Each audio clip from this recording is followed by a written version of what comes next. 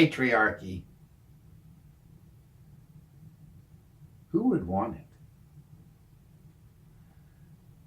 You know, my abstract sense of patriarchy is what you see growing up in school,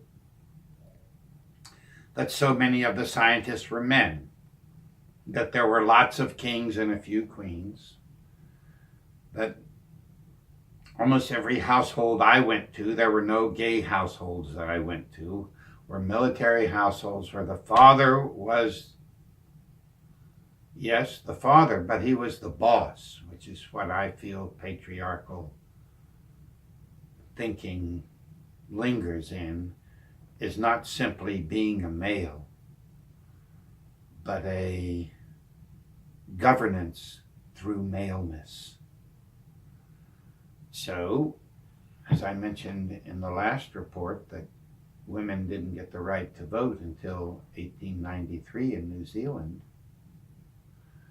If you look at family trees, it's family trees through male inheritance. That you marry, you take the man's name. That's changed in the US and maybe other countries as well. But when I grew up, you married, you took the man's name. And you accepted it. And in the early 50s when I grew up, the idea of a woman talking back to a man, a woman being in charge of something,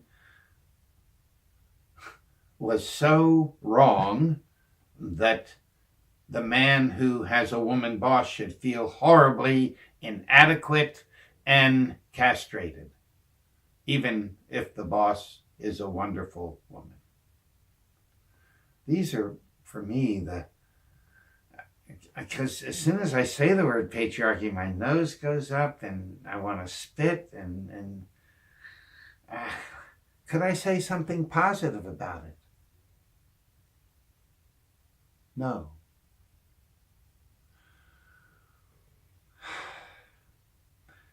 I mean, I don't know what it was like in the earliest of Homo sapien days when we were wandering around as a tribe.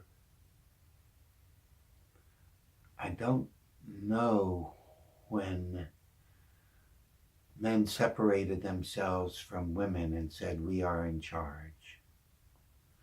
If you look at the bonobo chimpanzee, it's a matriarchal society. And sometimes I think we project patriarchy or matriarchy on our observation, but it doesn't mean it actually is so. And I think in humans, it has a clear message of the decision maker is the man.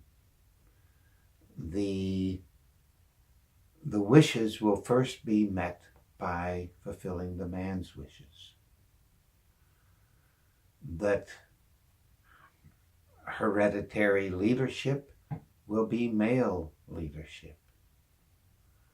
That there's a boss quality to patriarchy, not just a member of a gender, but a powerful member of a gender, with one of them being the top member of that gender.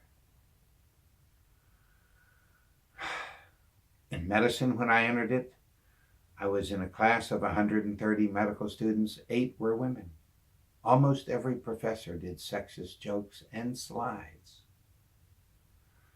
It was so clearly a patriarchal profession. It could even go medicine, a patriarchal profession. The way the doctors, what was so interesting is that as a medical student, you get the way to watch the, quote, matriarchal society of nurses. There are many more male nurses now, but I'm not sure I even remember one in medical school. And so nurses were women, doctors were men, and men were bossy. And women tried to get along and smooth things over.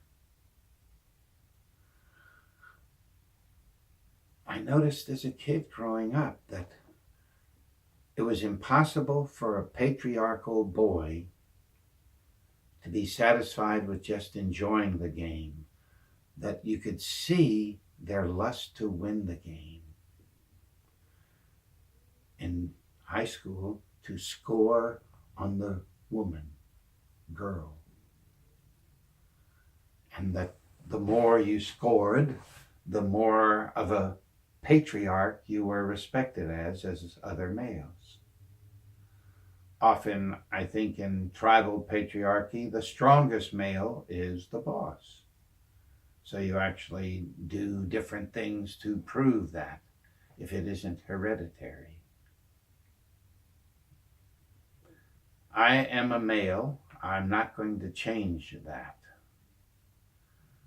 I like communal life of equality, which is why our hospital is going to have everybody make the same salary, partly to eliminate patriarchy. A doctor that would be rude to somebody sweeping the floors is a doctor who would be fired. If they were a visiting doctor that was that way, we would stop everything and point out how much that disturbs the equilibrium of community. So, patriarchy. Say one thing good about it.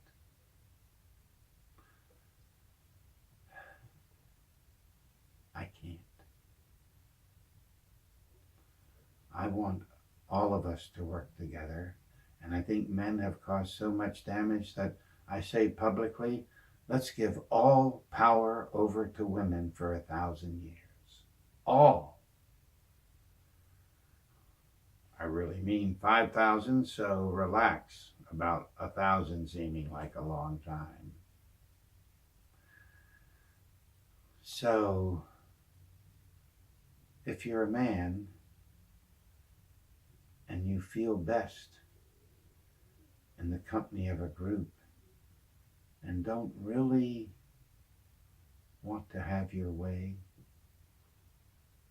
you're on the way to a communitarian.